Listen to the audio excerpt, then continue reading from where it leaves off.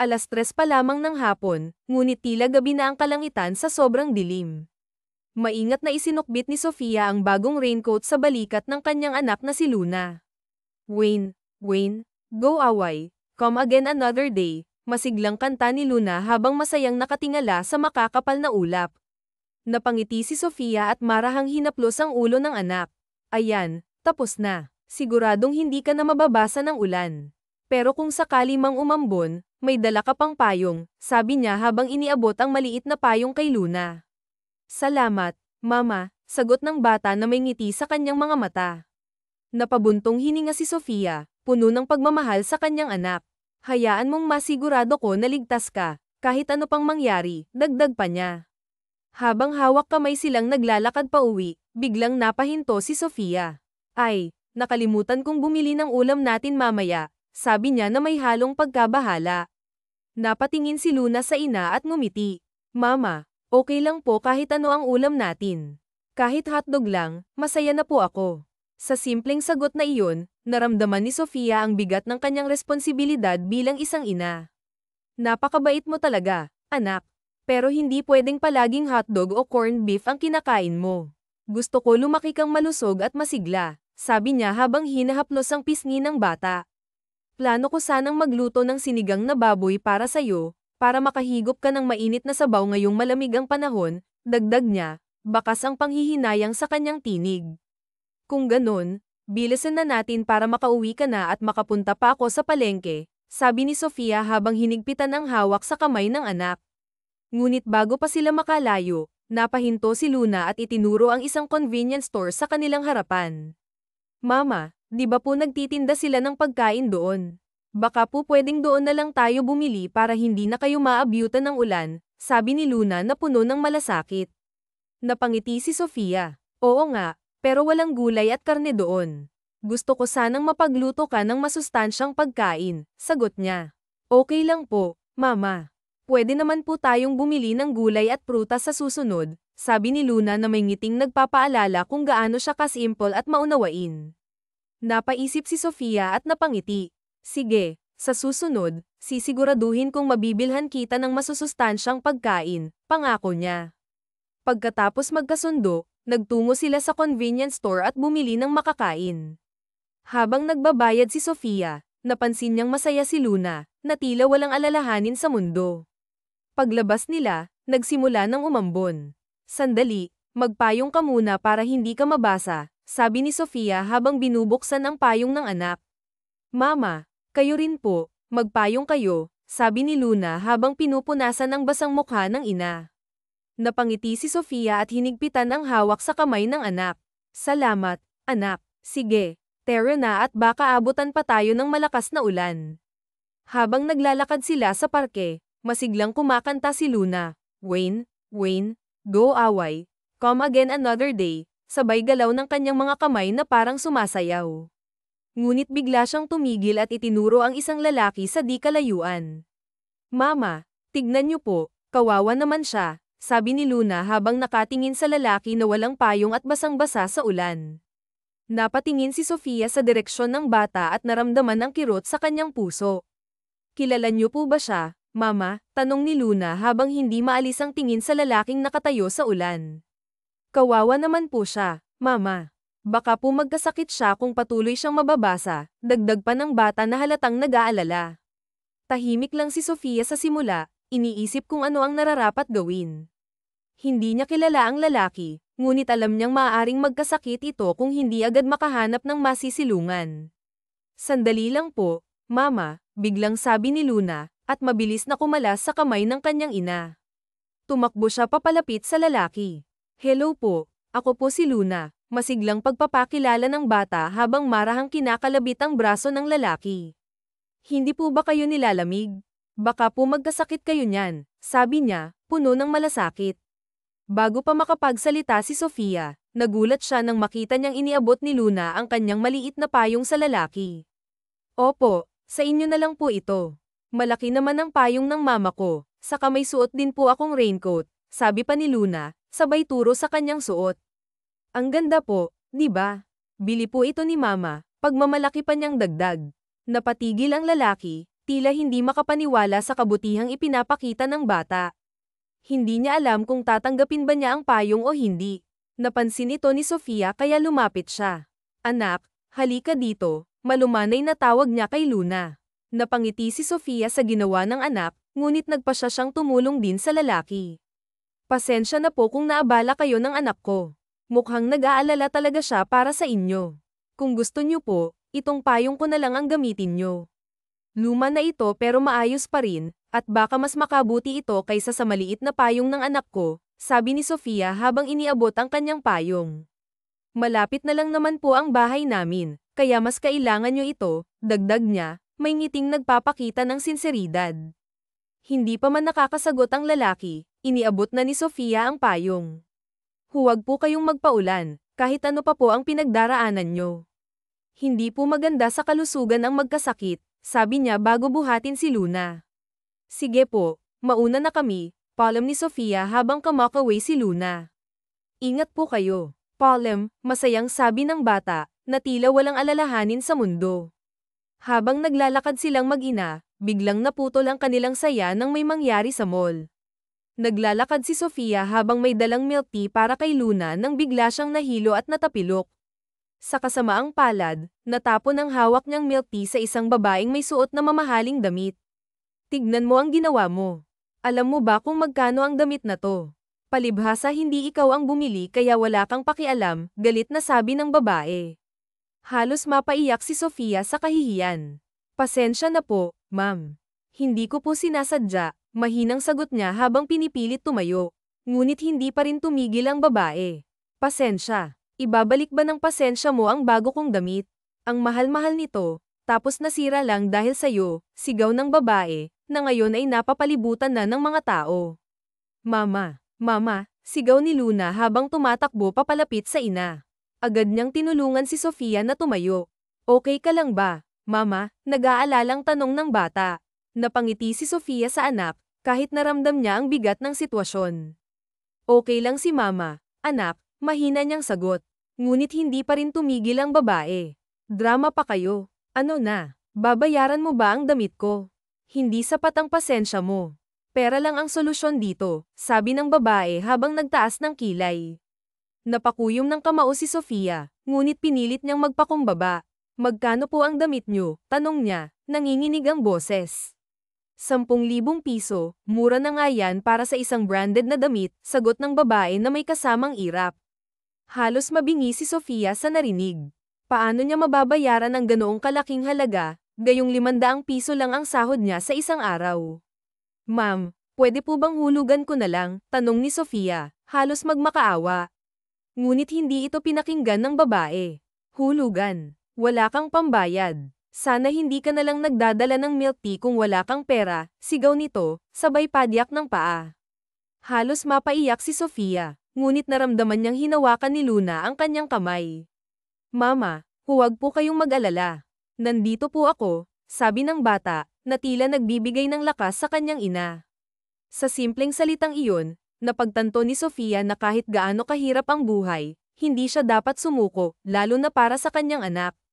Hindi na narinig pa ni Sofia ang iba pang sinasabi ng babae. Ang sakit ng ulo niya ay tila mas lalong tumindi, at sa pagkakataong ito, tuluyan na siyang nawalan ng malay. Parang gumuho ang mundo ni Luna nang makita ang kanyang ina na nakalupasay sa sahig ng mall. Mama, mama, gumising po kayo, ma, umiiyak at nagmamakaawang tawag ng bata habang niyuyugyog ang balikat ng kanyang ina. Ngunit nanatiling walang malay si Sofia. Habang pinapalibutan sila ng maraming tao, walang sino man ang naglakas loob na lumapit para tumulong. Sa halip, karamihan sa mga tao ay nakatingin lamang, hawak ang kanilang mga cellphone, abala sa pagkuha ng video sa mag-ina. Tulungan niyo po ang mama ko. Please, tulungan niyo po siya, umiiyak na pagmamakaawa ni Luna, ngunit tila walang nakarinig sa kanyang sigaw. Ang babaeng kanina pa nang hihingi ng bayad ay naroon pa rin, galit na galit at walang pakialam sa nangyayari kay Sofia. Ano ba yan? Hindi mo ako madadaan sa mga drama mo. Aba, kung lahat ng tao ay dadaan sa iyak at pekeng himatayan, wala nang hustisya sa mundo, mapanuyang sabi ng babae habang dinuduro si Luna. Biglang dumating ang isang lalaki na tila nagmamadali. Excuse me, anong nangyayari dito? Tanong niya, halatang nagtataka sa kaguluhan.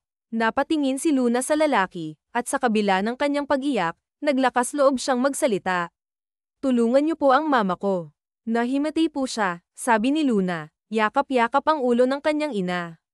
Agad na lumapit ang lalaki sa kanila.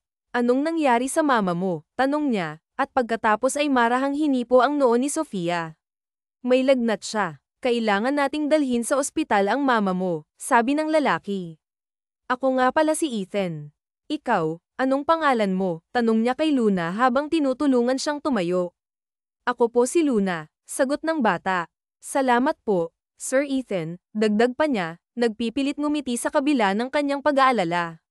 Binuhat ni Ethan si Sofia upang dalhin sa kanyang kotse, ngunit biglang hamarang ang babaeng galit na galit. Teka, saan kayo pupunta? Hindi pa ako nababayaran ng babaeng yan sa atraso niya. Tingnan mo ang damit ko, sigaw ng babae habang tinuturo ang damit niyang may mantsa ng milk tea. Tignan niyo to, sikat na pintor ang nag-handpaint nito. Hindi ito basta-basta. 10,000 piso ang halaga nito, dagdag ng babae, galit na galit. Tinitigan ni Ethan ang babae, at sa malamig na boses, sinabi niya, 10,000 piso para sa pekeng damit. Miss, kahit ang original version nito, hindi aabot sa ganyang presyo. Kung gusto mong ipalinis ang damit mo, ako na ang magbabayad ng pampalaundry. Bibigyan pa kita ng 1,000 piso para makabili ka ng bagong peke. Ano, deal? Napahiya ang babae, napakagat-labi, at sa huli, tumalikod na lang siya at umalis. Pagdating sa ospital, agad na inasikaso si Sofia. Nang makalabas ang doktor, tinanong siya ni Ethan, Dok, kumusta na ang pasyente? Stable na ang kanyang kondisyon. Overfatigue siya at may lagnat, pero nakatanggap na siya ng gamot. Kailangan na lang niya ng sapat na pahinga, sagot ng doktor. Lumapit si Luna sa kama ng kanyang ina. Majay, gising pa po ba si mama? Tanong niya, puno ng pag-aalala. Napangiti si Ethan at marahang hinaplos ang ulo ng bata. Huwag kang mag-alala, Luna. Nasa maayos ng kalagayan ang mama mo, sabi niya. Napangiti si Luna, at sa wakas, tila nabawasan ang kanyang takot. Maraming salamat po, Sir Ethan, sabi niya, tapat mula sa kanyang puso. Napatingin si Ethan kay Sofia na mahimbing na natutulog. Ako dapat ang nagpapasalamat sa inyo, mahinang sabi ni Ethan. Kung hindi dahil sa payong na pinahiram nyo sa akin kahapon, baka ako ang nakahiga dito ngayon. Kaya maraming salamat sa kabutihan nyo. Sa pagkakataong ito, hayaan nyo naman akong makabawi, dagdag pa niya, habang tahimik na pinagmamasdan ang mukha ni Sofia. Habang nakaupo si Ethan sa tabi ni Luna, tinanong niya ang bata, Luna, alam mo ba ang numero ng papa mo? Baka gusto niyang malaman na nasa ospital ang mama mo. Tahimik lang ang bata, tila nag-iisip. Ang ibig kong sabihin, may cellphone number ba ang papa mo? Ulit ni Ethan. Sa wakas, mahinang umiling si Luna. Hindi ko po alam kung may cellphone ba sa langit, inosenteng sagot niya. Sabi kasi ni mama, napakalayo ng langit kaya hindi na namin makikita si papa. Napatigil si Ethan. Napatingin siya kay Sofia at napagtanto niyang mag-isa lang nitong binubuhay si Luna matapos mamatay ang asawa nito. Pasensya ka na, Luna. Hindi ko alam, mahinang sabi ni Ethan. Upang mabawasan ang bigat ng sitwasyon, nagtanong siya, nagugutom ka na ba? Gusto mo bang kumain? Umiling si Luna, ngunit biglang tumunog ang kanyang tiyan, dahilan para mapatawa si Ethan. Mukhang gutom na talaga ang tiyan mo. Magpa-deliver na lang tayo ng pagkain dito. Ano bang gusto mong kainin? Libre ko, sabi ni Ethan, nakangiti. Libre, hindi po ba ako magbabayad? Tanong ni Luna, nag-aalalang baka magka-problema. Tumawa si Ethan. Oo, libre. Hindi mo kailangang magbayad, sagot niya. Sa wakas, napangiti si Luna at nag-isip na ng gusto niyang kainin. Napangiti si Luna sa narinig mula kay Ethan. Pwede po ba pati si mama? Ilibre niyo rin? Tanong niya, puno ng inosenteng pag-asa. Napahinto si Ethan saglit, ngunit agad din siyang ngumiti. Oo naman. Siyempre, kasama ang mama mo. Ano ba ang paborito niyang kainin? Dali, sabihin mo na sa akin, sabi niya, na nagbigay ng saya sa mukha ng bata. Tumango si Luna at lumapit kay Ethan upang sabihin ang mga pagkain sa tingin niya ay magugustuhan ng kanyang ina. Paborito ni Mama yung gulay. Lagi niyang sinasabi na kailangan naming kumain ng gulay, pero kasi mahal na yung gulay ngayon kaya minsan na lang kami nakakakain noon, paliwanag ng bata, na may bahid ng lungkot sa boses. Tumango si Ethan habang iniisip ang narinig. Sige, mag-iisip ako ng putahe na may gulay. Pero dahil may sakit pa ang mama mo, mas mabuti kung may sabaw muna ang ipack-in natin sa kanya. Tamang-tama para sa kalagayan niya, sabi ni Ethan, puno ng malasakit. Tumango naman si Luna bilang pagsang-ayon. Sige po, sagot niya ng may ngiti. Matapos ang ilang saglit ng pag-uusap, napagdesisyonan nilang umorder ng tinulang manok at lugaw para kay Sofia, habang chicken nuggets at ginisang gulay naman ang para sa kanila ni Luna. Hindi nagtagal, dumating na rin ang mga order nila. Masayang inayos ni Ethan ang pagkain sa mesa, at nagtira siya ng kaunti sa loob ng silid na kinuha niya para kay Sofia. Luna, maghugas ka muna ng kamay bago tayo kumain, bili ni Ethan sa bata. Opo, masiglang sagot ni Luna bago tumakbo papunta sa banyo upang maghugas ng kamay. Habang inaayos ni Ethan ang pagkain, napansin niya ang mainit-init pang sabaw at lugaw. Tamang-tama ito mamaya kapag nagising na si Sofia, sabi niya sa sarili, habang maingat na inilalagay ang pagkain sa mesa. Hindi nagtagal, narinig niya ang mahinang boses ni Sofia. Ah, Luna, tawag nito sa anak nang imulat ang kanyang mga mata. Nagising siya dahil sa masarap na amoy ng pagkain. Gising ka na. Kumusta na ang pakiramdam mo? Tanong ni Ethan nang makita niyang pilit bumabangon si Sofia mula sa pagkakahiga. Sandali, tulungan na kita, dagdag niya at ainalalayan si Sofia upang makaupo ng maayos. Salamat, mahina ngunit taos-pusong sagot ni Sofia. Agad niyang hinanap ang anak. Nasaan si Luna? Okay lang ba siya? Tanong niya, halatang nag-aalala. Inilibot niya ang kanyang mga mata at napansin ang mamahaling silid ng ospital. Biglang sumagi sa isip niya ang gastos na kakailanganin para manatili roon, at naramdaman niya ang bigat ng sitwasyon. Nasa banyo lang si Luna, naghuhugas siya ng kamay para makakain na. Tamang-tama at nagising ka, sabayan mo na rin kami, sagot ni Ethan, puno ng kabaitan. Naramdaman ni Sofia ang taos-pusong malasakit ng lalaki, ngunit hindi niya ito matandaan. Kaya't nagtanong siya, maraming salamat sa tulong mo. Maaari bang malaman ang iyong pangalan? Napangiti si Ethan. Ako to, Sofia. Si Ethan. Long time no see, pagpapakilala niya, puno ng banayad na saya. Ilang saglit pa bago tuluyang maalala ni Sofia kung sino ang kaharap niya. Nang mapagtanto niya kung sino ito, nanlaki ang kanyang mga mata. Ethan, yung kaklase ko dati sa klase ni Mrs. Salceda. Yung tahimik at napaka-talented sa art, tanong niya, halatang hindi makapaniwala. Ngumiti si Ethan. Oo, ako nga yun, sagot niya, puno ng saya. Hindi napigilan ni Sofia ang sarili. Salamat, Ethan. Kung hindi dahil sa tulong mo, baka hindi ko na alam ang gagawin ko ngayon, nahihiyang sabi niya, ramdam ang bigat ng utang na loob. Walang anuman, sagot ni Ethan. Nang dahil sa inyo, hindi ako nagkasakit kaya tama lang na tulungan ko kayo. Ngumiti siya bago magpatuloy. Ihahatid ko na kayo pauwi. May dala akong kotse. Sumakay na lang kayo para hindi kayo mahirapan mag-commute, paanyaya niya. Sige, salamat ulit, Ethan, sagot ni Sofia, puno ng pasasalamat. Nang makarating sila sa parking lot, binuksan ni Ethan ang pinto ng backseat para kay Luna. Luna, okay lang ba na dito ka sa likod?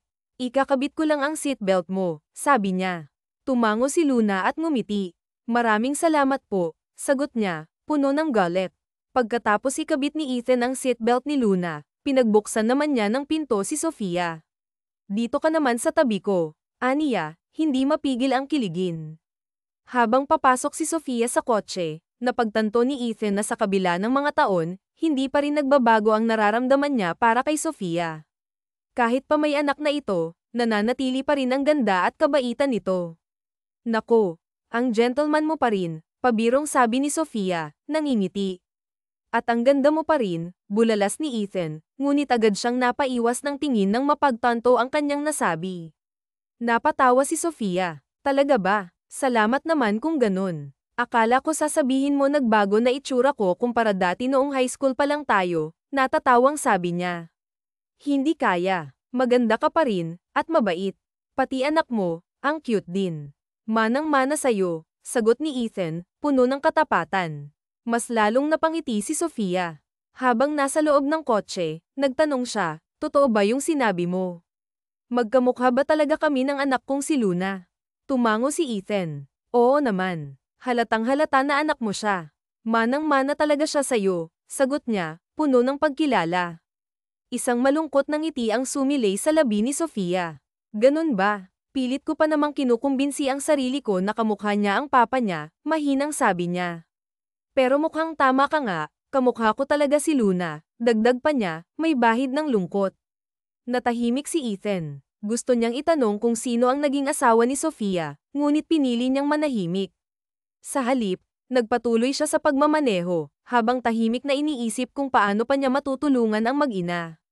Pagkalipas ng ilang minuto, tumigil na ang sasakyan ni Ethan sa harap ng isang apartment building. Nandito na pala tayo. Maraming salamat talaga, Ethan, taos-pusong pasasalamat ni Sofia, halatang nahihiya. Hindi ko alam kung paano ako makakabawi sa lahat ng tulong mo. Pero kung sakaling may problema ka, at sa tingin mo makakatulong ako, huwag kang mag-atubiling lumapit at kausapin ako, ha? Susubukan ko ring bayaran ang hospital bill. Pero baka paunti-unti lang. Wala pa kasi akong permanenteng trabaho, dagdag niya, halos pabulong sa hiya. Ngumiti si Ethan at umiling. Hindi mo na kailangang bayaran yun. Ayos na yun, Sofia. Hindi naman ako naniningil, sagot niya, may halong biro at sinseridad. Baka kasi kailangan mo rin ng pera. Salamat ulit, sagot ni Sofia, nakayuko. Tila hindi alam kung paano ipapahayag ang kanyang lubos na pasasalamat. Hi, Sofia, walang katapusan ang pasasalamat mo, ha? Natatawang sabi ni Ethan habang kinakamot ang ulo. Okay lang talaga, ano pat muli tayong nagkita, tapos hindi man lang kita tutulungan kung kaya ko naman. Saka, masaya ako na nagkita ulit tayo. Ilang beses na rin kasi akong hindi nakakapunta sa mga reunion natin, dagdag niya, pilit na binibigyan ng gun ang usapan. Napangiti si Sofia, ngunit may bahid ng lungkot sa kanyang mga mata. Ako rin, hindi rin ako nakakapunta sa mga reunion ng batch natin. Simula nang mawala ang asawa ko, kinailangan kong magdoble kayod para sa anak namin. Wala na akong halos oras para sa mga ganitong bagay, paliwanag niya, halatang sinusubukang itago ang bigat ng kanyang nararamdaman. Saglit na natahimik si Ethan. Pagkatapos ng ilang segundo, naglakas loob siyang magsalita. Sofia, may gusto sana akong itanong kung okay lang sa'yo, sabi niya, medyo nag-aalangan. Ano naman yun? Tanong ni Sofia, halatang nagtataka. Nag-isip muna si Ethan bago nagpatuloy. Tila iniipon niya ang lakas ng loob upang sabihin ang nasa isip niya. Pwede ba kitang maging model? Kailangan ko kasi ng model para sa bagong piece na gagawin ko. Noong una kitang makita ulit, lalo na noong ngumiti ka, naisip ko kaagad na napakaganda mo talaga. Kung papayag ka sana. Natigil siya nang mapansin ang bahagyang pagkalito sa mukha ni Sofia. Sigurado ka ba dyan? Marami namang mas maganda at mas bata pa sa akin, sagot ni Sofia, tila hindi makapaniwala sa narinig. Ngumiti si Ethan, ngunit halata ang sinseridad sa kanyang mga mata. Wala akong ibang gustong maging model kundi ikaw, Sofia. Sa tingin ko, ikaw lang ang makakapagbigay ng buhay sa artwork na naiisip ko, sagot niya, puno ng tiwala sa kanyang desisyon. Pero umiling lang si Ethan. Hindi ko alam sa iba.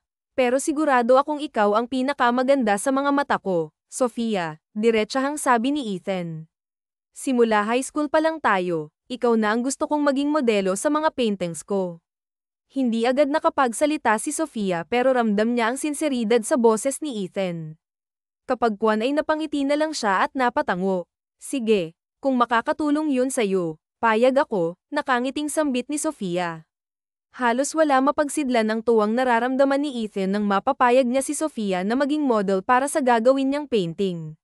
Masaya rin siya at napalitan ang malungkot na ngiti sa mga labi ni Sofia. Mas bagay talaga sa'yo kapag masaya ka kaya kung may problema ka sabihin mo lang din sa akin at nang matulungan kita. Ayoko na nakikita kang malungkot, Sofia, lakas loob na sabi ni Ethan bago ito nagpaalam sa mag-ina. Babay po, masayang sigaw ni Luna habang kumakaway sa papaalis na sasakyan ni Ethan. Nang hindi na matano ng bata ang sasakyan ay lumingon na ito sa kanyang ina. Mama, okay lang po ba kayo? Bumalik po ba ang sakit nyo? Dagdag pang tanong ng bata. Umiling si Sofia at hinarap ang kanyang anak. Okay lang si mama. Halika na, pasok na muna tayo sa loob. Aniya at kinarga ang bata sa kanyang braso. Hindi maiwasang malito ni Sofia habang inaalala ang sinabi sa kanya ni Ethan. Hindi niya napapansin na napapangiti na lamang siya. Kailangan ba talaga nating gawin to? Habol hininga ang tanong ni Sofia. Kagigising pa lang niya sa umaga nang tawagan siya ni Ethan para sabihin na may pupuntahan sila. Pumayag naman si Sofia nang sabihin ni Ethan na para ito sa painting na gagawin. Hindi inaasahan ni Sofia na kailangan pa pala nilang umakyat ng burol. Halos hindi pa sumisikat ang araw ay pawisan na siya dahil sa layo ng kanilang nilakad. Malapit na tayo. Pwede muna tayong magpahinga pag nasa tuktok na tayo ng burol, sabi naman ni Ethan habang buhat-buhat si Luna at ang iba pa nitong mga gamit sa pagpipinta. Nagkibit balikat na lang si Sofia. Makakaya mo bang magpinta niyan mamaya kung pagod na ang mga braso mo dahil sa bigat niyang dala mo? Nag-aalala niyang tanong. Oo naman, saka hindi naman ganoon kabigat si Luna, nakangiting sagot ni Ethan. O sige, sabi mo sabi na lamang ni Sofia. Ilang minuto pa at nakarating na rin sila sa tuktok ng burol. Nagulat si Sofia nang makita na may bench at mesa na gawa sa semento ang naroroon. Namangha siya sa ganda ng tanawin. Nagustuhan mo ba? Madalas akong pumupunta dito para ipinta ang magandang tanawin. Paborito ko ang lugar na to, nagniningning ang mga matang sabi ni Ethan. Punong-puno man ng pawis ang mukha niya ay hindi pa rin naalis ang ngiti sa kanyang labi. Kaya pala dito mo gustong pumunta, sambit ni Sofia. Pahinga muna tayo saglit tapos tutulungan kitang mag-set up para makapagsimula ka ng mag-painting, nakangiti niyang dagdag. Tumango naman si Ethan at naupo muna sila sa bench. Kumain muna si Luna ng dalang pagkain ni Ethan. Alam niya kasi na baka magutom ang bata kaya naghanda siya ng pagkain para sa kanila. Mama, ang sarap kumain dito. Parang tayong nagpipiknik, kwento ni Luna habang pakagat-kagat sa sandwich na binigay sa kanya ni Ethan. Oo nga matagal-tagal na rin simula noong magpiknik tayo noong hindi pa kaya habang nagtatrabaho kami ng tito Ethan mo.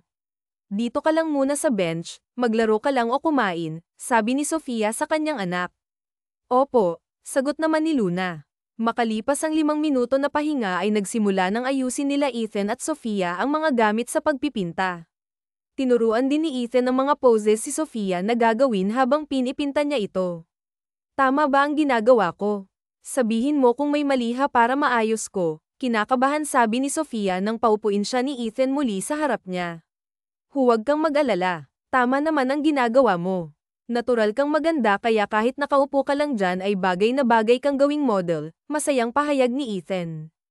Talaga, nako, binobola mo lang ako nahihiyang namang sambit ni Sofia. Hindi tumingin ka sa malayo, huwag ka munang humarap sa akin, sabi ni Ethan habang nagsisimula na niyang ipinta si Sofia. Mabuti na lang talaga at pumayag ka. Sigurado akong maganda ang kalalabasan nito, excited pa niyang dagdag. Natawa na lang si Sofia sa reaksyon ni Ethan. Otomatikong gumalaw ang mga kamay ni Ethan para ipinta ang magandang ngiti ni Sofia.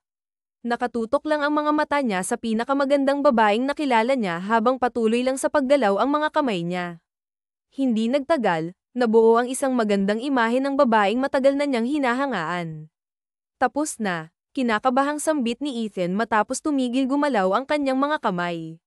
Hindi pa rin niya inaalis ang tingin kay Sofia kaya hindi pa niya nakikita ang kinalabasan ng kanyang painting. Wow, Mama! Ang ganda, manghang sigaw ni Luna nang makita niya ang imahe ng ina na nasa canvas. Napatutop ng bibig si Luna dahil kuhang-kuha ni Ethan ang itsura ng kanyang ina. Ang bilis naman. Patanjin nga, excited na sabi ni Sofia. Tumayo siya para tignan ang painting at kagaya ni Luna, halos tumalon ang puso niya sa dibdib nang makita ang sarili niya sa painting. Wow, ako ba talaga yan? Usual ni Sofia na hindi magawang alisin ang tingin sa painting. Napatingin din si Ethan sa sarili niyang gawa. Halos maluha siya sa tuwa dahil sa wakas ay nagawa na rin niyang ipinta ang modelong gusto niya. Nagustuhan mo ba? Nag-aalinlangang tanong ni Ethan kay Sofia. Tumango naman ang huli sabay ngiti. Gustong gusto. Grabe, Ang galing mo, bulalas ni Sofia. Napahinga ng maluwag si Ethan. Mabuti naman at nagustuhan mo, aniya at muling naglabas ng panibagong canvas. Okay lang ba kung gawin natin ulit? Ibahin mo naman yung pose mo. Pwede rin nakasama si Luna, nakangiti niyang sabi sa mag-ina. Nagkatinginan ng dalawa saglit bago sumabay na tumango. Okay, okay, sagot ng mag-ina. Sa pagkakataong ito, parehong nakaupo sa bench sina Sofia at Mia at nagkukwentuhan lang habang si Ethan naman ay seryosong nagpipinta sa magandang imahe ng masayang pamilya. Hapon na nang maubos gamitin lahat ni Ethan ang mga dala niyang canvas. Tuwang-tuwa naman siya dahil marami siyang naipinta. Maraming salamat sa kooperasyon niyo, sabi ni Ethan matapos niyang ihatid ang mag-ina. Oo nga pala, ito palang bayad. Isipin mo na lang na talent fee yan dahil pumayag kang maging model ko.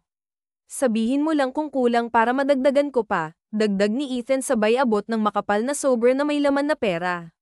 Ay hindi na, tinulungan mo naman na ako na magbayad ng bill sa ospital kaya hindi mo na ako kailangan bayaran, sabi ni Sofia sabay iling at tanggi sa pera na iniabot sa kanya. Hindi pwede. Alam ko na kailangan nyo rin yan kaya sana tanggapin mo, pagpupumilit ni Ethan. Kung hindi mo alam kung saan gagamitin ang pera, pwede mo namang ipunin muna sa bangko para sa kinabukasan ni Luna. Saka baka kailangan ko ulit ng model sa susunod kaya mas mabuti yung kumita ka rin sa tuwing binibigyan mo ako ng oras para may pinta ka, masayang sabi pa ni Ethan. Hindi na rin nakahindi pa si Sofia at malugod na tinanggap ang pera. Kung ganoon, sige, salamat. Sana nakatulong sa'yo kahit papaano ang mga paintings na ginawa mo ngayon, sabi ni Sofia. Tumango naman si Ethan. Sobra. Hindi ko pa ba nasabi sa'yo, isasama sa exhibit ang mga naipinta ko ngayon. Kung gusto nyo bumisita kayo sa exhibit para makita nyo pa ang iba kong gawa, paanyaya ni Ethan. Pwede ba kung ganoon? Aba syempre, pupunta kami, di ba anak? Tanong ni Sofia kay Luna. Tumango naman ang bata. Opo, ang galing-galing ni Tito Ethan. Gusto ko po na makita pa ang iba niyang paintings, masayang bulalas ni Luna. Matapos nilang magkasundo na ipapaalam na lang ni Ethan ang petsa sa darating niyang art exhibition ay tuluyan ng nagpaalam ang mag-ina. Sabi ko na sa susunod ulit, kumakaway na sabi ni Ethan bago niya pinaandar ang sasakyan. Ang bait ni Tito Ethan, no? Sambit ni Luna na ikinagulat ni Sofia. Sana palagi natin siyang kasama, dagdag pa ng bata. Lumipas ang ilang buwan ay patuloy na bumibisita si Ethan sa apartment ng mag-ina. Palagi siyang nagdadala ng pagkain para sa kanila. Tuwang-tuwa naman si Luna dahil meron na siyang malalapitan na iba maliban sa kanyang ina. Ethan, ang aga mo yata ngayon. Halika sa loob, tamang-tama nag-aagahan kami ni Luna, sabi ni Sofia nang pagbuksan niya ng pintuan ang binata. Ngumiti naman si Ethan dito. Mabuti pala at bumili ako ng panghimagas sa daan patungo rito, sambit niya sabay taas ng kamay habang bitbit ang isang basket na puno ng mga prutas. Nako, nag-abala ka pa talaga. Next time, kahit wala kang dalang kapag pumupunta ka dito, hindi mo naman kailangan magdala ng kahit ano kapag bibisita ka ay masaya na kami ni Luna na dumadalaw ka, nakangiting sambit ni Sofia. Napamaang naman si Ethan sa kanyang narinig. Hindi niya alam kung tama ba na isipin niyang okay lang sa mag-ina kahit na pumunta siya sa kanila ng madalas. Tito, good morning po, masayang bati ni Luna na bumaba pa sa kanyang inuupuan para salubungin si Ethan. Good morning din, pabalik na bati ni Ethan sabay patong ng basket na dala niya sa mesa para buhatin ang bata. Kumusta naman ang mabait na si Luna? HM, naging mabait ka ba sa mama mo noong wala ako? Mabilis na tumango si Luna. HM, syempre naman po. Ang galing naman, masayang sabi ni Ethan. Nagkatinginan na naman ang mag-ina at napangiti. Ethan, maupo ka na at kumain kasama namin, aya ni Sofia sa binata. Tito, dito ka sa tabi ko, excited namang sabi ni Luna. Tumango lang si Ethan at naupo sa bakanteng upuan katabi ng bata. Masaya naman siyang pinaghain ni Sofia. Kung titignan silang tatlo ay para silang isang masayang pamilya. Hindi nga halata na hindi talaga si Ethan ang tunay na ama ni Luna dahil sa sobrang lapit nilang dalawa. HM, mas masarap talaga kumain kapag lutong bahay, pahayag ni Ethan na mas lalong ginaganahan dahil kasama niya si Sofia at ang cute nitong anak. Kain ka pa, siguro fast food lang ang kinakain mo noon. Alam mo naman na masama yun sa katawan kapag napasobra ka, naiiling na sabi ni Sofia. Masyado akong busy para magluto pa eh. Kaya nga nagpapasalamat ako na pinapakain mo ako dito sa tuwing dumadalaw ako. Nanghihiya pero masaya, ang sabi ni Ethan.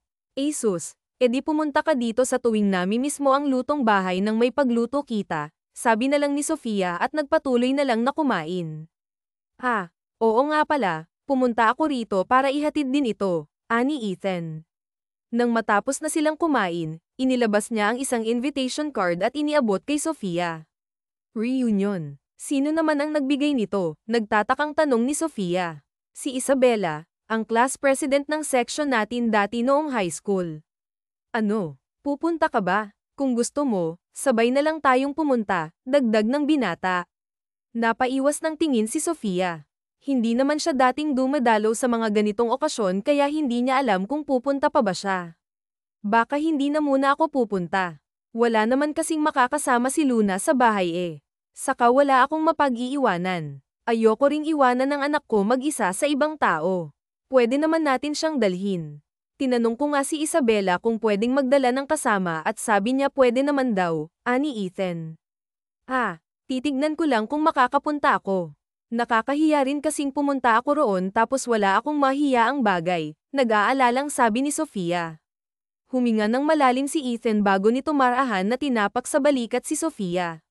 Huwag kang mag-alala sa ganang bagay. Reunion yun kaya ang importante ay yung presensya mo. Sinusubukan ka raw kasing kontakin ni Isabella pero hindi niya raw matawagan ang number mo kaya nakisuyo siya sa akin na sabihin ko sa iyo ang tungkol sa reunion. Pero kung ayaw mo talaga, hindi na rin ako pupunta. Alam mo naman na wala rin akong masyadong ka-close dati noong high school. Ikaw nga lang ang kumakausap dati sa akin, di ba? Nahihiyang sambit pa ng binata. Hindi naman pwede na hindi ka pupunta dahil ayoko. Tsaka sigurado ako ngayon na marami nang may gustong kumausap sa iyo kaya hindi mo na kailangan mag-alala tungkol pa doon, nakangiting sambit ni Sofia. Kaya nga ayoko rin talagang makihalubilo sa mga taong gusto lang akong kausapin dahil may narating na ako sa buhay kaya hindi na rin ako pupunta kapag hindi ka kasama, matigas na sabi ni Ethan. Napabuntong hininga na lang si Sofia. O sige, pag-iisipan ko. Saka tatanungin ko muna si Luna kung gusto ba niyang sumama, pero baka uuwi rin kami kaagad kasi may kasama akong bata. Okay lang yun. Sasabay na rin naman ako sa inyo pag-uwi. Kahit magpakita lang tayo doon saglit tapos uuwi na, nakangiting sabi ng binata. Day off mo ngayon, di ba? Tara, labas tayo. Ibibili ko kayo ng damit para sa reunion.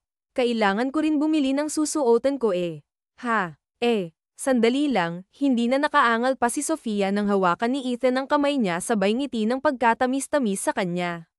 Tara, ani pa nito na tila ay inaasahan nitong pumayag si Sofia. Sige na nga, pero sasama lang kami sa'yo ha. Hindi mo na kami kailangan pang bilhan ng damit. Ang laki na ng mga itinulong mo na kasi sa amin. Nakakahiya, pabulong na sabi ni Sofia. Ano ka ba? Di ba modelo ko kayo ni Luna? Normal lang na mag-sponsor ako sa inyo ng mga gamit katulad na lang ng damit, sapatos, bag at iba pa. Hindi mo kailangan mahiya. Isipin mo na lang na isa ito sa mga benepisyo dahil pumayag kang maging modelo ko. Ganoon ba? Pero hindi ka naman ba nalulugi sa laki ng nagagastos mo sa amin? Nag-aalalang tanong ni Sofia. Umiling si Ethan. Alam mo ba kung magkano ang isang painting na ginawa ko? Hindi ko pa natatanggap ang tseke kaya hindi ko pa maibigay ang share nyo. Pero umabot din ng ilang milyon yun, nagulat naman si Sofia sa narinig at napangiti. Ang galing mo nga naman talaga, aniya na may halong tuwa at pagmamalaki. Magaganda rin kasi ang mga modelo ko nakangiting sagot ni Ethan. Ang totoo niyan, ilang buwan na rin akong hindi makapagpinta dahil sa mga nangyari bago kita ulit nakita, pero salamat sa inyo ni Luna. Muli akong nagkaroon ng motibasyon para gumawa ng marami pang painting. Time na, sabi ng binata. Tumango naman si Sofia. Mabuti na lang talaga at nagkita tayo noong, aniya kay Ethan. Kaya bumili lang kayo ng kung ano ang gusto nyong bilhin. Huwag na kayong mahiya. Okay, nakangiting sabi ni Ethan na sinang-ayunan na lang ni Sofia. Dumating ang araw na reunion nila. Kasama ng kanyang anak na si Luna. ay sinundo sila ni Ethan para sabayin na silang tatlo na pumunta sa venue ng nasabing event. Hindi maiwasan ni Sofia na kabahan dahil ito ang kauna-unahan niyang pagdalo sa kanilang reunion. Nahihiya at natatakot din siya dahil baka kung ano ang sabihin ng mga kabatch nila na ngayon ay wala na ang kanyang asawa at single mom na siya. Huwag kang kabahan. Nandito lang ako, kami ni Luna. Hindi ka namin pababayaan, sabi ni Ethan sabay hawak sa kamay ni Sofia habang nakatutok ang mga mata nito sa daan. Hay, madaling sabihin na huwag kakabahan. Pero ikaw ba, hindi ka ba talaga kinakabahan? First time mo rin uma-attend, di ba? Tanong ni Sofia. Oo, pero may kasama naman ako. Kasama ko kayo kaya bakit naman ako kakabahan, di ba? Nakangiting sagot ni Ethan. Kung sa bagay, sige na nga, pipilitin ko na huwag kabahan pero nahihiya talaga ako. Sa tingin mo ba ayos lang ang suot ko? Nag-aalalang tanong ni Sofia. Oo naman, kahit itanong mo pa kay Luna, sagot ni Ethan bago tapunan ng tingin ng bata na nasa backseat. Luna, maganda naman ang suot na damit ng mama mo, di ba? Mabilis na tumango si Luna sa tanong ni Ethan. Opo, napakaganda ni mama, masayang sabi ng bata. Pareho po tayo ng suot, mama, dagdag pa ni Luna sabay turo sa damit na kanyang suot. Napangiti na lang si Sofia sa narinig niya sa anak. Nang hindi niya kasi alam kung ano ang pipiliin na damit para bilhin ay tinulungan siya ng mga sales lady at pati na rin ni Ethan. Sa huli ay pinili niya ang damit na may cut or no na pambata para magkatulad ang tela ng suot nila ni Luna. Para po tayong twins, pagpapatuloy ni Luna na palaipat-lipat na tinitignan ang suot niya at ang suot ng mama niya. Oo nga, no, natatawang sang-ayon na lang ni Sofia. Medyo nabawasan din ang kaba niya pagkatapos niyang tumawa. Maya-maya ay tumigil na ang sasakyan ni Ethan. Tumigil sila sa harap ng isang mamahaling hotel. Hindi pa man sila nakakapasok ay masasabi na ni Sofia na maganda ang hotel ng kanilang pinuntahan. Hindi niya tuloy maiwasan na mag-alinlangan lalo pa at wala siyang ambag sa kanilang reunion. Nervous, huwag kang mag-alala, hindi ko kayo pababayaan. Saka kung hindi ka naman talaga komportable na, sabihin mo lang at uuwi na tayo. Okay ba? Malumanay na sabi ni Ethan. Napangiti si Sofia sa narinig at tumango na lang. Naglakad na papasok ng hotel sila Sofia habang hawak niya sa kamay si Luna. Si Ethan naman ang may hawak sa kaliwang kamay ng bata. Para silang isang masaya at buong pamilya kaya naman hindi maiwasan na mamangha ng mga taong na nakakita sa kanila. Sofia. Oh, Sofia. Ikaw nga, gulat na sabi ng babae na nakasalubong nila Sofia sa hallway. Saglit na nagtaka si Sofia hanggang sa mamukhaan niya ang babae. Napangiti na lang siya nang makilala niya kung sino ito. Isabela, ikaw pala, bati ni Sofia sa kanyang dating kaklase. Hi, buti naman at nakilala mo ako. Magtatampo na sana ako kung maling pangalan pa ang babanggitin mo pabirong sagot ni Isabela. Dam ako ang tingin nito sa bata na kasama ni Sofia. Anak mo, ang cute-cute naman, aniya. Salamat, Luna. Anak, magpakilala ka, nakangiting sambit ni Sofia sa bata. Hello po, ako po si Luna. Magalang napakilala ni Luna sabay ngiti pa na mas lalong ikinatuwa ni Isabela. Nako, manang-mana talaga sa iyo. Ang cute at ang ganda pa, komento ni Isabela bago ito lumingon sa binata na kasama nila Sofia. Salamat naman at nakumbinsi mo itong si Sofia na dumalo, Ethan. O siya, Tara na sa loob, yaya nito sa dalawa. Tumango lang si Sofia at sinundan si Isabela patungo sa function hall kung saan naghihintay ang iba pa nilang kaklase na umattend ng reunion. Puno ng tawanan ang silid nang pumasok sila Sofia. Bigla rin siyang nakaramdam ng kaba at excitement.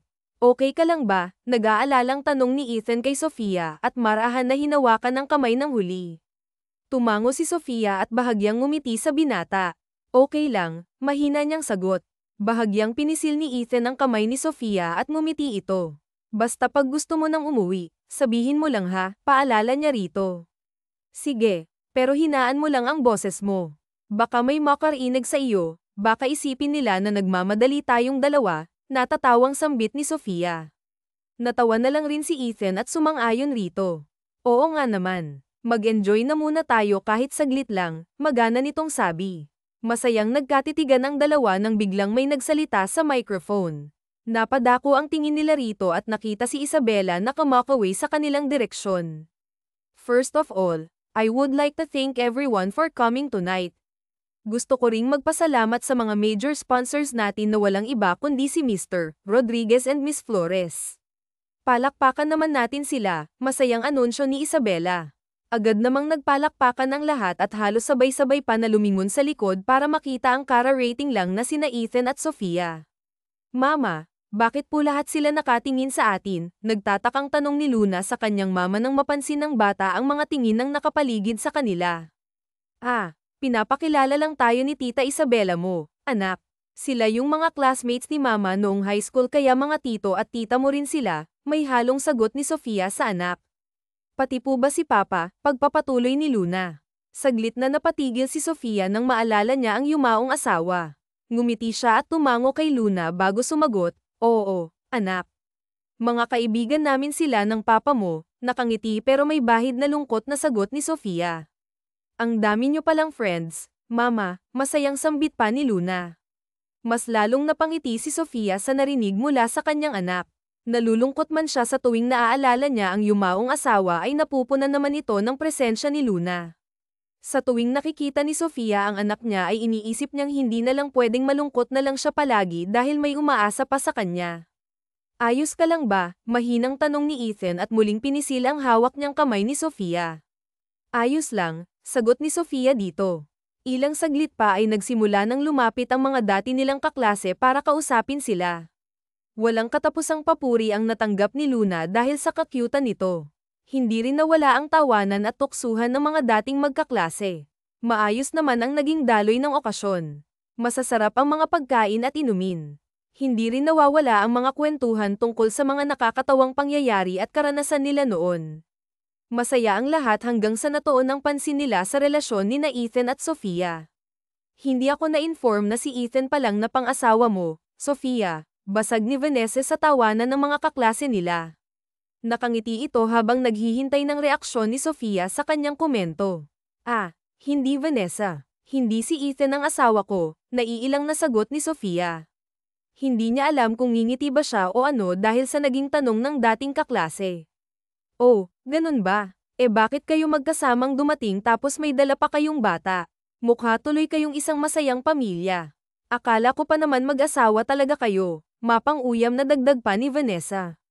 Bakit kasi kayo magkasama kung hindi naman pala kayo mag-asawa? Hindi ba't binata pa si Ethan? Paano na lang kung isipin ng mga nakakita sa inyo na taken na pala siya kahit hindi naman Parang nawalan ng chance si Ethan na makipag-usap sa mga single na interesado sana sa kanya, pagpapatuloy ni Vanessa.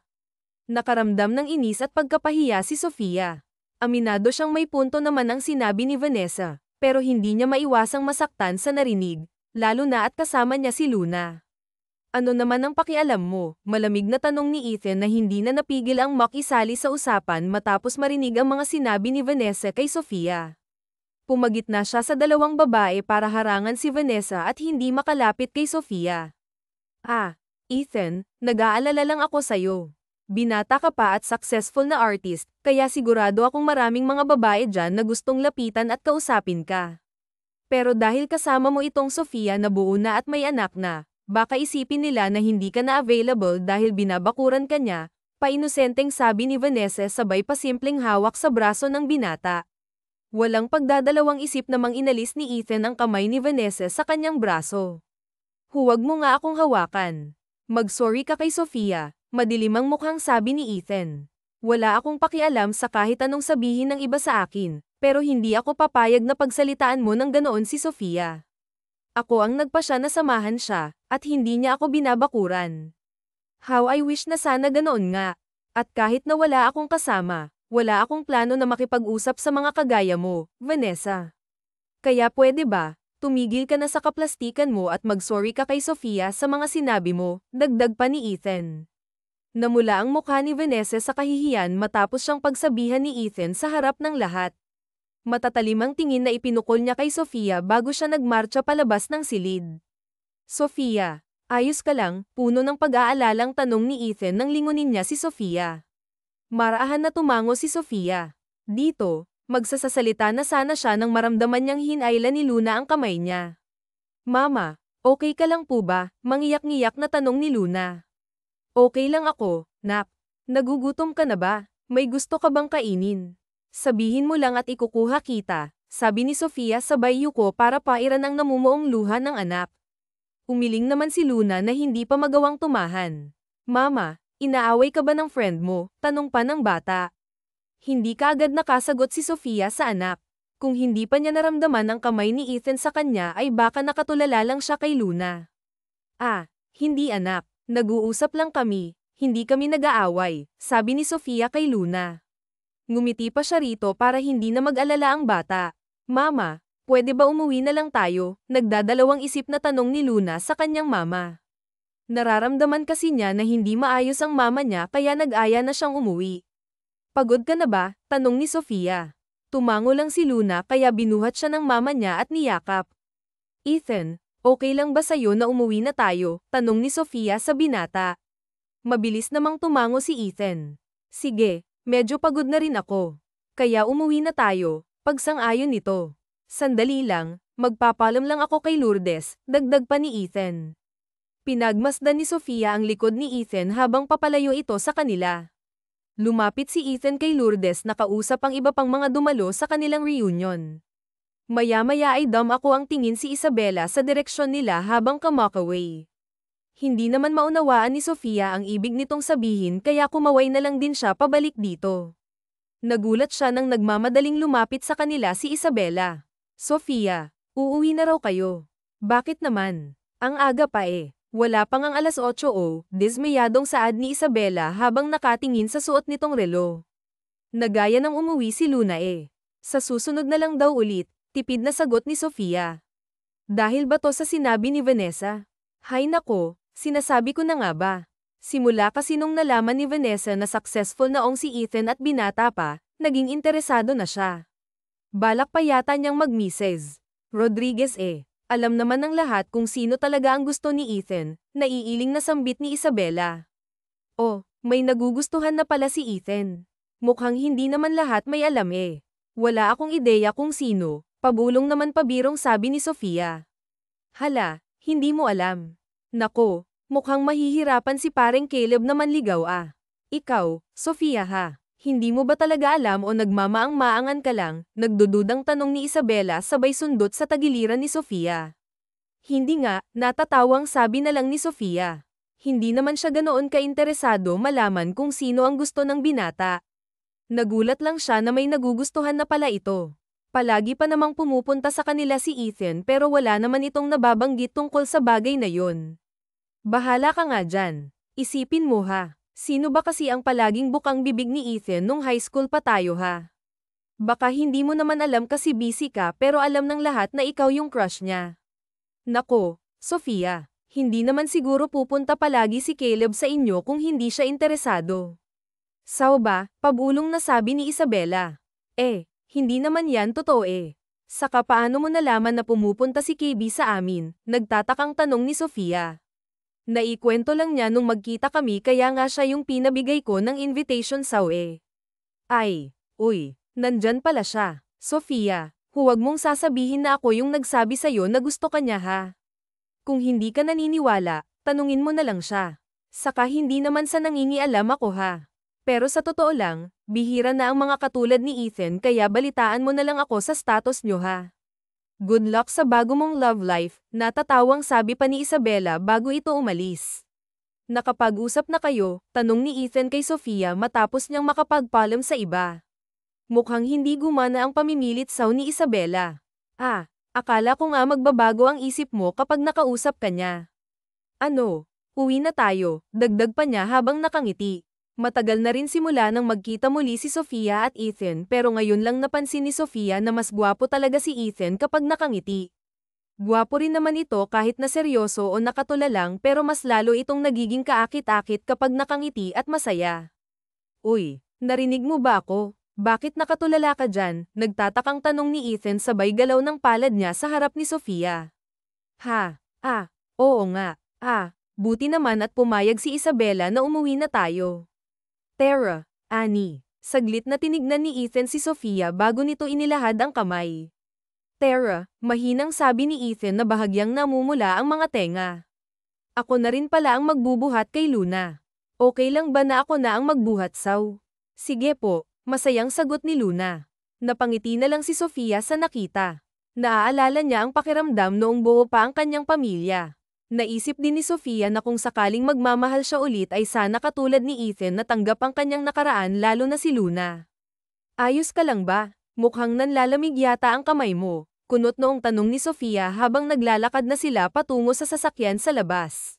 Naputol ang mahaba niyang pag-iisip nang maramdaman ang panginginig at panlalamig ng kamay ni Ethan. Hindi naman agad nakasagot si Ethan.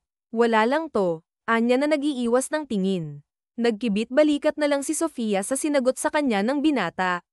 Si Sofia na rin ang nagbukas ng kotse para tulungan si Ethan na buhat-buhat ang tulog na si Luna sabay pang napangiti ang dalawa matapos maihiga ng binata si Luna sa likod ng kotse. Hindi naman siya siguro malalaglag sa dami ng stuffed toys na nilagay mo. Wala na ring natirang space sa sahig eh. Natatawang komento ni Sofia matapos punuin ni Ethan ang sahig ng sasakyan ng mga stuffed toys para pwedeng gamulong si Luna habang tulog na nang hindi nalalaglag sa upuan. Mabuti na lang pala at marami akong stuffed toys sa sasakyan, naiiling at natatawang saad ni Ethan. Oo nga naman. Bakit pala may mga stuffed toys kang dala? Nagtatakang tanong ni Sofia. Oh, minsan kasi natutulog ako sa sasakyan kapag nag-out of town para maghanap ng magagandang scenery eh. Hindi ba't delikado matulog sa sasakyan? Well, hindi naman ako natutulog dito sa gabi kapag napagod lang ako o kapag nagpapahinga ganon. Ah, mabuti naman. Saka huwag ka talagang matulog sa sasakyan mo kapag gabi. Paano kung puntahan ka ng masasamang tao? Delikado pa naman ang panahon ngayon. Nag-aalala ka ba sa akin? Pabirong tanong ni Ethan.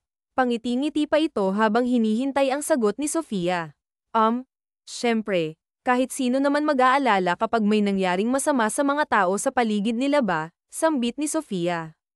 Hay, tara na nga. Anong oras na rin oh?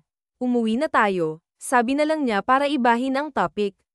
Tahimik ang biyahe nila Ethan at Sofia pauwi. Pareho silang pagod kaya minabuti na lang nilang makiramdam na lang muna sa bawat isa. Ilang minuto rin ang lumipas at tumigil na ang sasakyan ni Ethan sa harap ng apartment ni Sofia.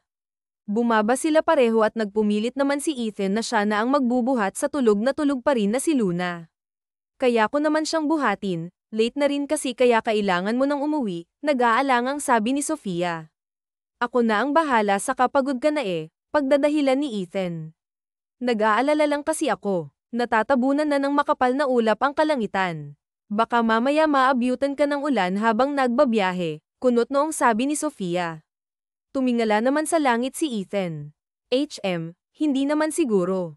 Hindi naman ako magtatagal Anito bago na unang maglakad papasok sa apartment building kung saan nakatira sila Sofia. Nagkibit balikat na lang si Sofia at sumunod dito. Pagpasok nila sa loob ay marahang inilapag ni Ethan si Luna sa kama. Inalis naman ni Sofia ang suot na sapatos ng kanyang anak. Maraming salamat ulit. Kahit papaano nakausap ko rin ang mga dati nating kaklase, nakangiting sabi ni Sofia nang makalabas na sila ng kwarto. Wala yun. Saka masaya ako at nag-enjoy ka rin kahit saglit lang. Kung hindi lang dahil kay Vanessa. Napatigil si Ethan sa pagsasalita nang mapansin niya ang pagyuko ni Sofia. Huwag mo na lang isipin masyado ang mga sinabi niya saka wala naman talaga siyang pakialam kung sino ang kasama ko o kung sino ang magugustuhan ko ba. Taas baba ang mga kilay na sambit pa ng binata. Natawa na lang si Sofia sa tinura nito. Kung sa bagay, oo nga pala, may nagugustuhan ka na raw, patay mali siyang tanong ni Sofia. Kahit ano pa ang sinabi ni Isabela ay hindi pa rin siya naniniwala hanggat hindi ito mismo nanggaling kay Ethan. Mataman na tinignan ni Ethan si Sofia sa mga mata nito.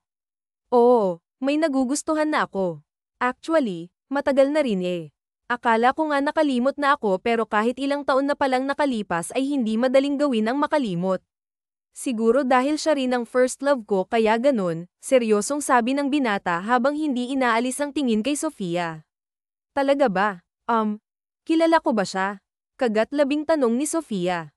Hindi niya alam kung tama ba na ipagpatuloy ang pinag-uusapan nila pero may parte sa kanya na gusto niyang malaman kung talaga ba na siya ang gusto ng binata. Marahan ng umiti si Ethan na tila ba kinikilig ito habang nakatingin kay Sofia. Maya-maya pa ay tumango ito sa tanong niya. Kilalang kilala mo. Pero hindi ko alam kung magugustuhan niya rin ako Saka natatakot ako na baka bigla niya akong iwasan kapag sinabi ko na ang totoo kong nararamdaman. Alam mo ba siya na yata ang pinakamagandang babaeng nakilala ko hindi lang sa panlabas sa anyo kundi pati na rin sa puso, pagmamalaking sagot ni Ethan. Sa tingin ko rin hindi ko lang siya nagugustuhan mahal ko na yata siya, dagdag pa nito. Napasinghap si Sofia sa kanyang mga narinig. Hindi naman sa umaasa siya na siya nga ang tinutukoy nito ngayon na wala naman itong nabanggit na pangalan pero pakiramdam niya ay para sa kanya ang mga sinabi ni Ethan. Ganoon ba? Hindi ka pa ba aalis? Mukhang uulan na saad na lang ni Sofia na hindi magawang tignan sa mga mata si Ethan. Hindi niya maunawaan ang sarili kung bakit bigla na lang siyang nakaramdam nagkakaiba sa kanyang dibdib. Alam niya kung ano ang kanyang nararamdaman ang hindi lang niya matanggap ay ang makaramdam ng ganito sa ibang lalaki maliban sa kanyang dating asawa. Sandali, hindi mo ba itatanong kung sino ang tinutukoy ko? Nahihiyang sambit ni Ethan. Umiling lang si Amra at ngumiti. Sa tingin niya kasi ay hindi pa siya handa na marinig ang anumang sasabihin nito. Hindi na. Masaya lang ako dahil may nagugustuhan ka na rin. O di pag nanligaw ka na ibig sabihin hindi ka na palaging makakapunta rito para makipaglaro kay Luna, ano? Sabi ni Sofia habang inoobserbahan ang reaksyon ng binata. Depende. Saad na lang ni Ethan at bahagyang namiti. Inihatid ni Sofia sa labas si Ethan. Hindi pa man umuulan kaya minabuti nang umalis agad ng binata. Nasa loob na si Ethan ng sasakyan niya at nakaharap sa manibela nang ibaba niya ang bintana para tawagin si Sofia. Ano yun? May nakalimutan ka ba? Nagtatakang tanong ni Sofia dito. Wala. Gusto ko lang sabihin na araw-araw akong bibisita sa inyo. Ang ibig kong sabihin bukas na bukas din magsisimula na akong manligaw, nakangiting sabi ni Ethan. Kaya kita na lang ulit tayo bukas, Sofia. Good night, dagdag pa niya bago paharurutin ang sasakyan paalis. Naiwan naman si Sofia na nakatulala sa hangin. Ilang minuto nang nakaalis ang sasakyan ni Ethan pero hindi pa rin niya maunawaan ang huli nitong sinabi. Pagkatapos ng mga nangyari ay hindi magawang matulog ni Sofia. Paiba-iba siya ng posisyon pero hindi pa rin siya dinalaw ng antok. Mag-alas 4 na ng umaga nang magawang umidlip ni Sofia. Ilang oras lang ang nakalipas ay nagising din siya kaagad sa mga katok sa kanilang pintuan. Good morning, nakangising bati ni Ethan pagbukas ni Sofia ng pintuan. Pawisan nito habang bitbit ang maraming grocery bags. May dala rin itong isang bagkos ng sariwang red roses na tinaasan naman ni Sofia ng kilay. Ang aga mo naman. Teka, bakit ang dami mong dala? Medyo inaantok pa ang tanong ni Sofia. Hindi siya makapag-isip ng tuwid dahil sa kakulangan sa tulog. Bahagyang ipinaling ni Ethan ang ulo sa gilid. Nakalimutan mo na ba sinabi ko sa kagabi na simula ngayon manliligaw na ako? Nakangiti nitong sabi. For you, anito at iniabot ang hawak niyang bulaklak. Salamat. Pero teka, kanino ka naman manliligaw? Wala sa sariling tanong ni Sofia. Hindi niya mapigil ang humikab dahil sa antok. Walang ano-ano ay lumapit si Ethan sa kanya. Umatras naman si Sofia pero mas lumapit pa ang binata hanggang sa ilang sentimetro na lang ang pagitan ng kanilang mukha. Natauhan si Sofia nang mapagtanto niyang hindi pa siya nakakapag-toothbrush na conscious sa tuloy sa amoy ng hininga niya gayon nakakagising pa lang niya. Mama, good morning, humihikab na beta ni Luna nakalalabas lang ng kwarto kinusat pa nito ang mga mata habang naglalakad na sa sala kung nasaan ang mama niya kasama si Ethan. Good morning din tayo Tio Ethan, dagdag ng bata mapansin niya ang binata. Good morning Luna. May pasalubong ako sa iyo Ethan sabay yuko parang ngit-iyan si Luna inilapag niya muna sa sofa ang mga dala niyang grocery at regalo. Nagdala ako ng maraming snacks kung gusto mo sabay na nating kainin ang mga ito talaga po tama-tama po tayo nila mama excited na tanong ni Luna tumango naman si Ethan kaya napatalon sa tuwa ang bata. Wow ang taya naman katama na namin Tito Caleb Ana at nagtatalon pa pero bago ang lahat may tanong pala ako sa Luna ayos lang ba seryosong saad ni Ethan na patigil naman sa nagawa niya ang bata at napalunok ano po ay tanong ni Luna at hinintay ang susunod na sasabihin nito pati rin si Sofia ay napapigil ng hininga habang inaabangan ang sasabihin ni Ethan sa bata. Luna, gusto mo bang magkaroon ba ng isang papa? Mahinahon na tanong ni Ethan sa bata. Napasinghap sa gulat si Sofia tuluyan nang nawala ang antok niya sa narinig ano ba naman ang pinagsasabi ni Caleb sa anak ko isip-isip niya. Gusto man niyang makisali sa usapan ay naunahan siyang magsalita ng binata. Gusto ko malaman kung okay lang ba na maging papa mo ako. Alam ko na hindi ko kayang palit ng totoo mong papa pero handa akong magpaktataysaw kung ayos lang. Pagpapatuloy pa ni Ethan. Ilang minutong tinitigan ni Luna ang binata. Wala itong sinabi na kahit ano basta nakatitig lang siya sa mukha ni Caleb. Gusto niyo din po ba akong maging anak niyo? Diretsong tanong ni Luna kapag kuwan parehong hindi na inaasahan ni Sofia at Ethan ang tanong ng bata pero nakahanda naman ang huli na sagutin ito. Oo Luna, gusto ko sanang maging papa mo pwede ba? Mahinahon ngunit kinakabahan na tanong ni Ethan. Walang ano-ano ay tumango si Luna habang naluluhang umiti ito sa binata sabay yakap dito. Gusto ko po magkaroon ulit ng papaiyak ni Luna habang nakasubsob ang mukha nito sa balikat ni Ethan. Hindi napigilan ni Sofia na mapaluha. Buong akala niya ay masaya si Luna kahit na siya lang ang natitira nitong pamilya. Hindi naman niya masisisi ang bata lalo pa at manamaya pa ang ama nito.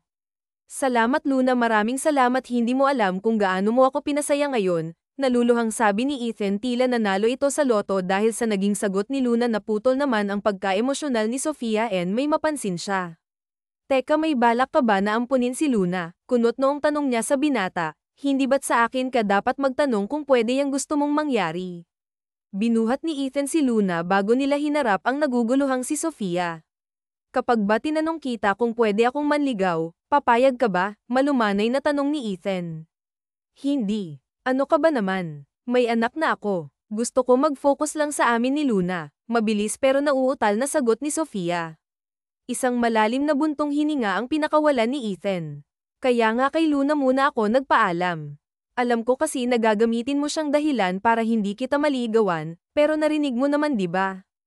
Payag siya na maging papa niya ako. Kaya sa ayaw o sa gusto mo, liligawan kita, Sofia, hanggang sasagutin mo na ako, kampanteng sabi ni Ethan. Nakaramdam ng init ang mukha ni Sofia, tila umakyat lahat ng dugo niya sa pisngi. Paano ba naman kasi, kagigising lang niya tapos ang lakas makabanat ni Ethan. Dinamay pa ang anak niya. Mama, ayaw mo ba kay Papa Ethan? Nalulungkot na tanong ni Luna. Napangiwi si Sofia nang tawagin ni Luna na papa ang binata. Anak, hindi naman sa ganun. Gusto ko siya. Kasi, hindi pa natapos ni Sofia ang pagpapaliwanag nang pumalakpak na si Luna. Yehey, edi magiging papa ko na si Tia. Thank you, Mama, bulalas ng bata. Napahilot sa sentido niya si Sofia bago pinandilitan ang binata. Maghahanap na sana siya ng ibabato rito para mawala ang nakakalokong ngiti nito sa kanya nang mapansin niya ang book na iniabot sa kanya ni Ethan kanina. Napako ang mata ni Sofia sa card na nakaipit sa mga bulaklak. Mahina niyang binasa ang mga katagang nakalagay doon. Sofia, mahal kita dati pa. Basa niya rito. Bumilis ang pintig ng puso ni Sofia. Aaminin man niya o hindi, napalapit na rin ang loob niya kay Ethan simula noong magkita ulit sila. Pero hindi niya inaasahan na may nararamdaman na pala ito sa kanya dati pa. Yung sinasabi mo bang first love mo simula pa nung high school? Ako ba ang tinutukoy mo? Lakas loob na tanong ni Sofia. Tumango sa kanya si Ethan. Oo, ikaw yun. Ikaw lang ang mahal ko simula pa noon. Sofia, kung may pinagsisisihan man ako sa buhay, ayun na yang pagiging duwag ko dati. Naisip ko minsan kung ano ba ang kahihinatnan nitong nararamdaman ko para sa'yo kung noon pa man ay umamin na ako. Pero nung nalaman ko na masaya ka kasama ang pamilyang binuo nyo ng lalaking pinili mo, naging masaya na rin ako para sa'yo. Lumapit si Ethan kay Sofia at hinawakan ang kamay nito.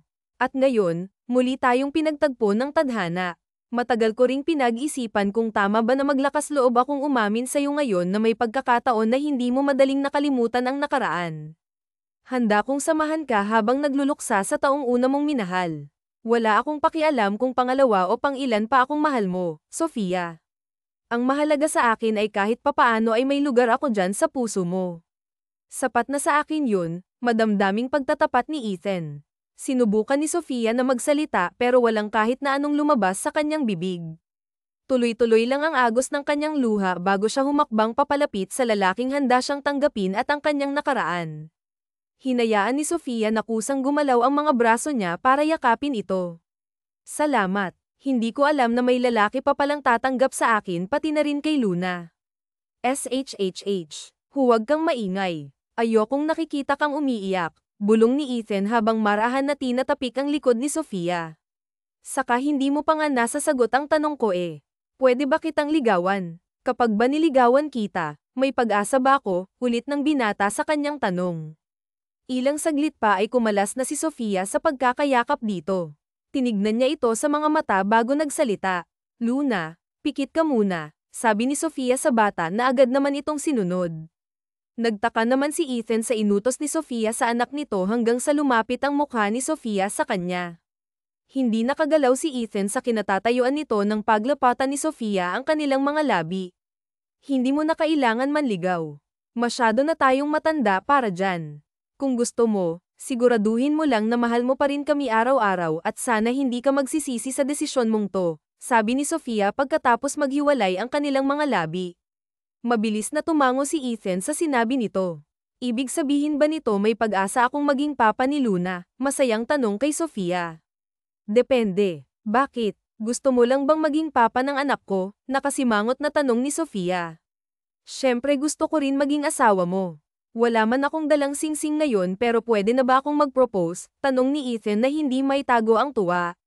Baliw. Masyado mong minamadali eh. Natatawang sabi naman ni Sofia. Mahal kasi kita, kayo. Mahal ko kayo ni Luna.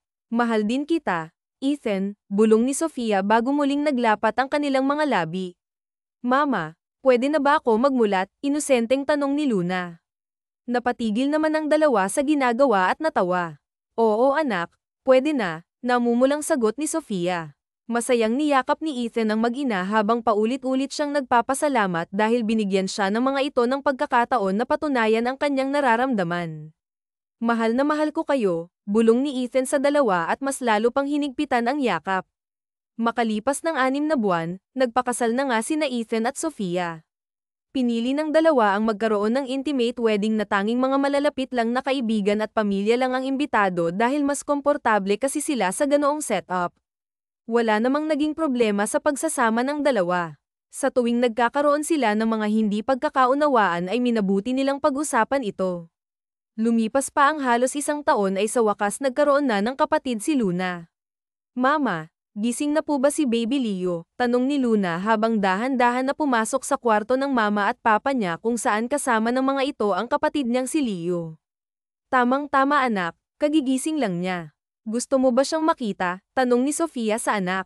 Mabilis namang lumapit si Luna para tingnan ang nakabalot na sanggol sa gitna ng mama at papa niya.